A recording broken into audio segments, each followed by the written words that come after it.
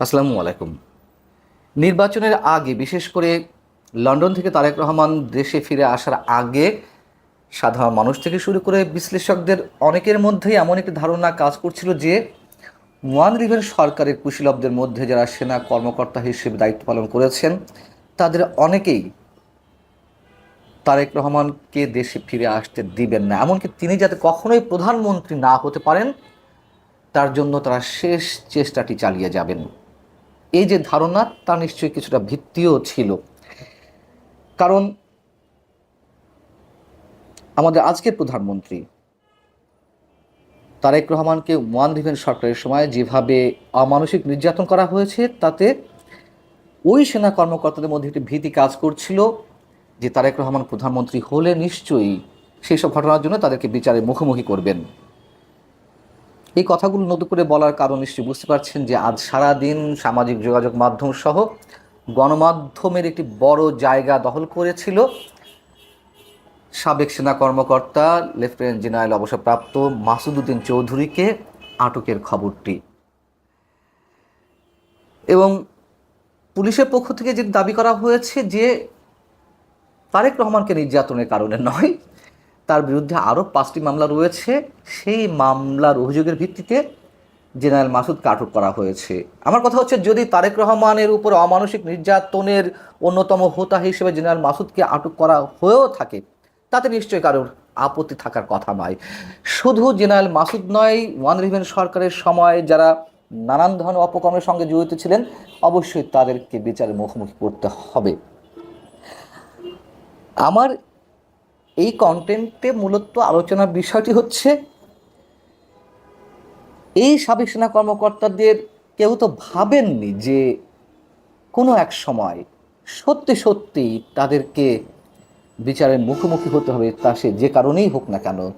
ঠিক একইভাবে ডক্টর ইউনূস সরকারের যে জঙ্গি শাসন, সেই জঙ্গি শাসনের হোতা, নেপথ্যের নায়ক, সামনের নায়ক, কুশীলব যাই বলি না কেন, তাদেরকেও কি অদূর কিংবা সুদূর ভবিষ্যতে বিচারের মুখোমুখি হতে হবে না? তার চেয়ে বড় বিষয় হচ্ছে, আমি যে বিষয়টি উত্থাপন করতে চাই তা হচ্ছে, হঠাৎ করে আমরা দেখলাম যে জেনারেল মাসুদ উদ্দিন চৌধুরীকে আটকের ঘটনায় অনেক বেশি উচ্ছ্বসিত ডক্টর ইউনূস সরকারের সাঙ্গপাঙ্গরা বা সরাসরি ডক্টর ইউনূসের সহযোগীরা।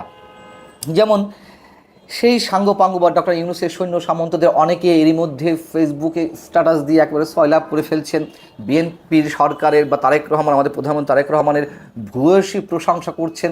আসলে কেন, কারণ কি, এই মানে এর পেছনের মূল বিষয়গুলো কি, তারা কেন এত বেশি উচ্ছ্বসিত?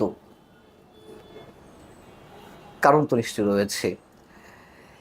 ইউনূস সরকারের সৈন্য সামন্তরা মনে করছে শুধু জেনারেল মাসুদ উদ্দিন চৌধুরীকে আটকের ঘটনার পর থেকে নয়, নির্বাচনের পর থেকেই বিএনপি নেতাদের থেকে শুরু করে পরবর্তী যারা মন্ত্রী হলেন, যে ক্যাবিনেট গঠন করা হলো এবং বিএনপি সরকারের গত যে 1 মাসের বিভিন্ন ধরনের কার্যক্রম, একের পর এক নানান ধরনের ভূয়সী প্রশংসা করে যাচ্ছে। কারণ হচ্ছে বিএনপি সরকারের দয়া দাক্ষিণ্যে থাকা, মানে এক ধরনের তৈলমর্দন করা। কতভাবে তৈলমর্দন করে প্রধানমন্ত্রী তারেক রহমানের আস্থাভাজন হতে পারেন, সেই প্রতিযোগিতায় তারা নেমেছেন। যেমন এরই মধ্যে মব সন্ত্রাসের জনক, মব সন্ত্রাসের তুমুল সমর্থক শফিকুল আলম, সাবেক প্রধান উপদেষ্টার প্রেস সেক্রেটারি, তিনি জেনারেল মাসুদকে গ্রেপ্তারকে যথাযথ এবং গুরুত্বপূর্ণ পদক্ষেপ বলে অভিহিত করেছেন এবং ১/১১ ঘটনাকে অবৈধ ক্ষমতা দখল হিসেবে উল্লেখ করে এর মূল স্থপতিদের বিচারের আওতায় আনার দাবি জানিয়েছেন। আরও বিশাল করে স্ট্যাটাস দিয়েছেন সাবেক সংস্কৃতি বিষয়ক উপদেষ্টা মোস্তফা সরওয়ার ফারুকী। তিনি কি বলেছেন একটু ছোট করে বলি।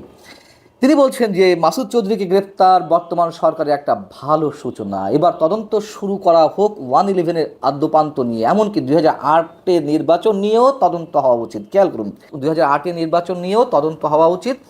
1/11 হচ্ছে সব সর্বনাশের গোড়া। এই যে শত শত মানুষ গুম, হাজার হাজার বিরোধী নেতাকর্মীদের উপর নির্যাতন, বিডিআর ম্যাসাকার, শাপলা ম্যাসাকার, নির্বাচন ব্যবস্থা ভ্যানিশ করে দেওয়া, জুলাই হত্যাকাণ্ড সহ হাসিনার সকল অপকর্মের লাইসেন্স এসেছে ওই 1/11 থেকে। কি চমৎকার কথা! আহা! প্রথম কথা হচ্ছে, জেনারেল মাসুদ উদ্দিন চৌধুরী তো দেশেই ছিলেন, ডক্টর ইউনূস সরকার কেন তাকে আটক করলো না? এমনকি জেনারেল মাসুদের বিরুদ্ধে সেটি ফেক হোক বা সত্যি সত্যি হোক, জুলাই গণহত্যা মামলা ছিল, তাকে কেন বহাল তবিয়াতে কারাগারের বাইরে রাখা হলো? এখন এসে বিএনপি সরকারের ভূয়সী প্রশংসা করছে যে 1/11 সরকারের কুশলাবদের বিচার শুরু হতে যাচ্ছে। এই জন্য কত বড় ভণ্ডামি এদের!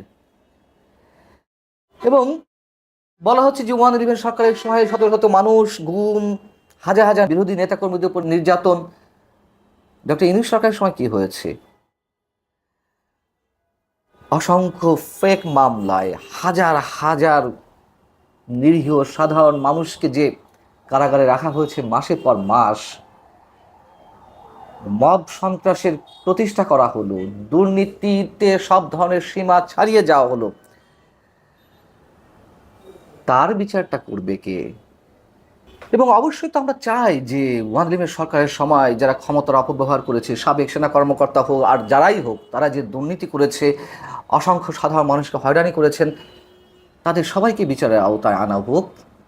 একইভাবে যেমন আমরা চাই যে ডক্টর ইউনূস সরকারের সময় যা যা ঘটেছে মানুষের কল্যাণের বিপরীতে, তার সবকটি বিচার হোক। টাকা পাচার থেকে শুরু করে মব সন্ত্রাস, মুক্তিযুদ্ধের যেই ঐতিহাসিক স্মৃতিচিহ্নগুলো সেগুলো যে ধ্বংস করা হয়েছে, সব কিছুর বিষয়। মজার বিষয় হচ্ছে, খেয়াল করুন যে সংস্কৃতি বিষয়ক উপদেষ্টা তার ফেসবুক স্ট্যাটাসের একটি জায়গায় লিখছেন, মনে রাখতে হবে ট্রমা আক্রান্ত জাতির সামনে আগানো এবং হিলিংয়ের জন্য দুইটি জিনিস দরকার। কি কি? বিচার এবং স্মৃতি সংরক্ষণ। স্মৃতি সংরক্ষণ বলতে বোঝাচ্ছি ইতিহাস সংরক্ষণ, সেটা মিউজিয়াম, ডকুমেন্টেশন, রিপোর্ট নানাভাবেই হতে পারে। তো বিচার এবং স্মৃতি সংরক্ষণের কাজ ঘটে যাওয়া মাত্র ওই অধ্যায় নিয়ে পড়ে না থেকে সামনের দিকে আগানোর সুযোগ তৈরি হয়। কিন্তু এই দুই কাজ অসমাপ্ত রেখে যদি চলো সব ভুলে যায় বলে সামনে আগায়, তাহলে এই বিপদ। খেয়াল করুন যে এদের চিন্তা ভাবনায় সব কিছুতে এখনো পর্যন্ত কত ধরনের নেতিবাচক সব বিষয় কাজ করছে। তার কারণ এই যে জুলাই স্মৃতি জাদুঘর হচ্ছে, কথিত একটি জুলাই স্মৃতি জাদুঘর, যেটির জন্য 111 কোটি টাকার একটি প্রকল্প অনুমোদন হয়ে আছে, যেটির কাজও প্রায় কমপ্লিট হওয়ার পথে। সেই স্মৃতি জাদুঘরের দায়িত্বে এখনো পর্যন্ত রয়েছেন এই যে সাবেক সংস্কৃতি বিষয়ক উপদেষ্টা, একেবারে অনৈতিকভাবে তিনি তার দায়িত্ব ধরে রেখেছেন। তিনি বলতে চাচ্ছেন যে এগুলো করতে হবে, এগুলো না করে উপায় নাই, কিসের মধ্যে কি পান্তা বাঁধে কি, সেই অবস্থা। আর যাই করো, আমি যে কাজটি করছি আমাকে সেটি করতে দাও, আর সেখান থেকে কমিশন বাণিজ্য বা টাকা পয়সা সরানোর সুযোগটি দেওয়া হোক। এদের যে ম্যাটিকুলাস ডিজাইন, নানান ধরনের গভীর সব চিন্তা ভাবনা, আসলে তাদের সাথে পারার মতো লোক এই বাংলাদেশে খুব কম আছে। সর্বসাকুল্যে কথা হচ্ছে, মানুষ নিশ্চয়ই ধারণা করেনি যে 1/11 সরকারের বিভিন্ন অপকর্মের সঙ্গে জড়িত যারা জেনারেল মাসুদ উদ্দিন চৌধুরীর মতন এখনো পর্যন্ত রয়েছেন, তাদেরকে কখনো বিচারের মুখোমুখি হতে হবে। আর এই যে ডক্টর ইউনূস সরকারের উপদেষ্টা থেকে শুরু করে তার সাঙ্গপাঙ্গদের অনেকেই যে এখন বড় বড় কথা বলছেন, তাদেরকেও যে কোনো এক সময়, হয়তো খুব শিগগির অথবা খানিকটা পরে, বিচারের মুখোমুখি হতে হবে, সে কথা তারা নিশ্চিতভাবে ভুলে যাচ্ছেন। ভালো থাকুন সবাই।